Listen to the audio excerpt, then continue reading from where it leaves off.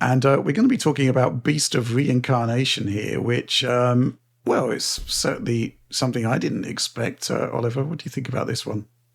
Well, I mean, the key takeaway from this game is that it's a Game Freak title, which people are quite stunned by. Obviously, Game Freak, they've done non-Nintendo titles in the past, even in recent history, but oftentimes they're a little bit lower profile than this game, I would suggest. And here, this is like a big Souls-like effort, and it looks all right, although Souls-likes are a dime a dozen these days.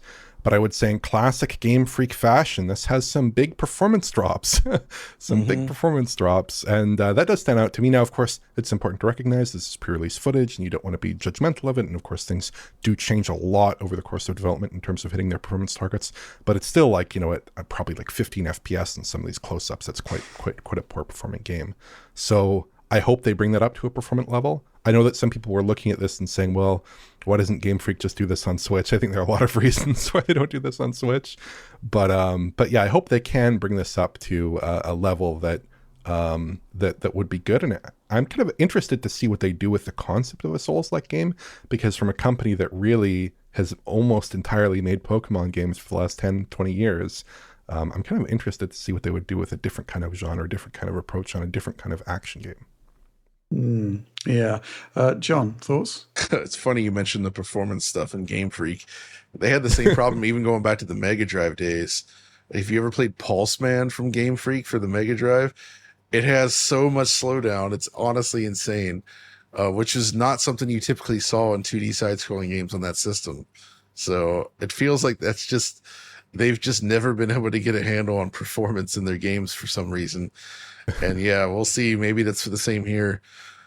I guess I'm curious to see, is this actually in-house Game Freak? Is it somewhat, are they working with another company here?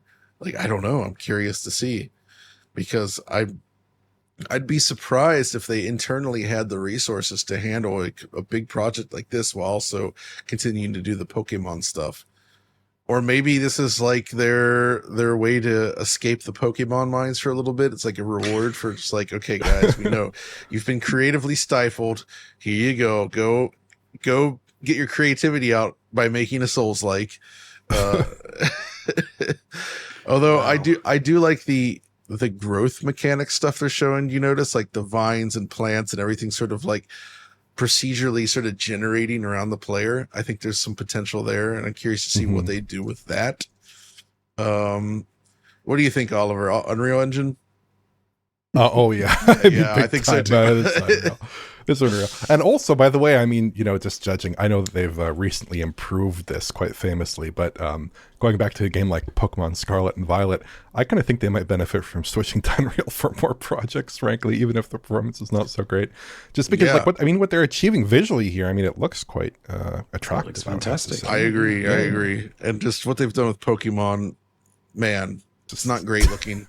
But there's some simple things they could have done to make those games look so much better that they just don't do. That always surprises me. But yeah, it's nice to see Game Freak pumping out at least attractive looking visuals.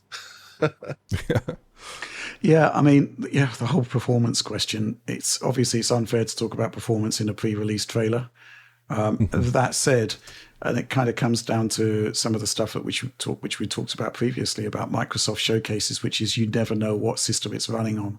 Right. The disclosure was still poor this year. It was running on Switch too.